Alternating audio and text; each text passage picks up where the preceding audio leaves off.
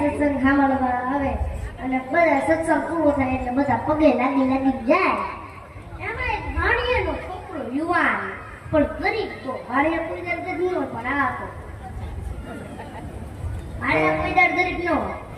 તો પછી બધા દર્શન કરીને જતા રહે, પગે લાગીને જતા રહે, સત્સંગ પૂરો થઈ જાય તોય હોતો નહીં. સાધુ પણ એમના બેઠો રહે. તો એક દિવસ બેઠો, બીજો દિવસ બેઠો, ત્રીજો દિવસ બેઠો. એમાં એક વાર સાધુએ એને પૂછ્યું કે ભાઈ તું કેમ બેસે? એને કીધું ગુરુ સવારથી સાંજ સુધી મહેનત કરું છું, પરસેવો પાડું છું, પણ ગુરુ સાંજે ખાવાના રોટલા થતા નથી.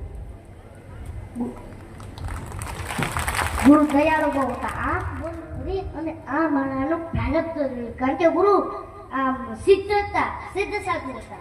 આંખ બંધ કરીને આ માણાનું પ્રારબ્ધ જોયું.